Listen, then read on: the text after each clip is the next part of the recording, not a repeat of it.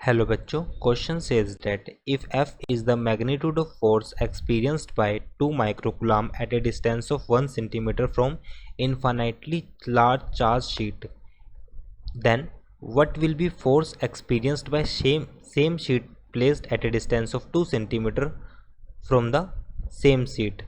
So question में हमारे पास कहा गया है कि अगर एक F मैग्नीट्यूड का फोर्स है जो कि एक 2 माइक्रोकूलम्ब की वजह से 1 सेंटीमीटर डिस्टेंस पर लगता है from infinitely large charge sheet से।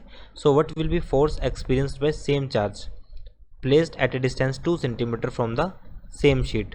सो यहाँ पे अब हम इसमें देख सकते हैं, सपोज मेरे पास क्वेश्चन के अकॉर्डिंग ये एक इनफाइनाइट शीट है जिसपे चार्ज होगा वो यूनिफॉर्मली डिस्ट्रीब्यूट है। सो इस क्वेश्चन में हमारे पास हमें फाइंड आउट करना है कि F is the magnitude of force experienced by a charge 2 microcoulomb at a distance 1 centimeter. इस पॉइंट से यहाँ पर एक चार्ज है, distance is 1 centimeter. It will experience a force F। Now what will be force experienced by the same charge. Same charge को अगर हम question के स्टेटमेंट के अकॉर्डिंग अगर उसको 2 सेंटीमीटर दूर प्लेस करते हैं, सपोज यहाँ पर जहाँ पर डिस्टेंस कितना हो जाएगा, फर्स्ट पॉइंट से लास्ट पॉइंट तक 2 सेंटीमीटर पर चार्ज को हमने यहाँ पर प्लेस कर दिया, तो अब मुझे F डैश की वैल्यू बतानी है कितनी होगी। सो ये हमारे पास क्वेश्चन था। फर्स्ट की कंसेप्ट फॉर दिस क्वेश्चन, अगर हमारे पास कोई इनफाइनाइटली शीट है, लार्ज चार्ज शीट है, तो उसकी वजह से इलेक्ट्रिक फील्ड जो होगी हमारे पास, we know electric field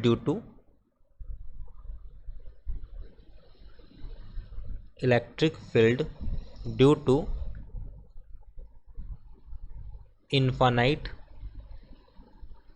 sheet, infinite charge sheet, क्योंकि वो यूनिफॉर्मली चार्ज है तो हम यहाँ पर लिखेंगे infinite charged sheet, that will be equal to E equals to हो जाएगा sigma by 2 epsilon not which is uniform.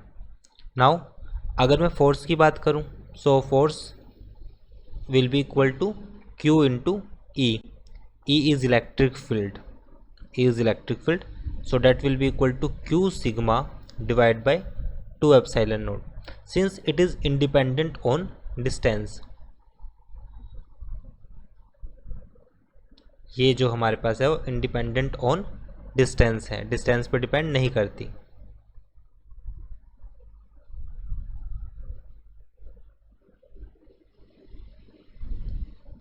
Independent on distance, अगर डिस्टेंस पर डिपेंड नहीं करती, so it means in both condition force F, so F will be equal to F dash, in both condition force will be same।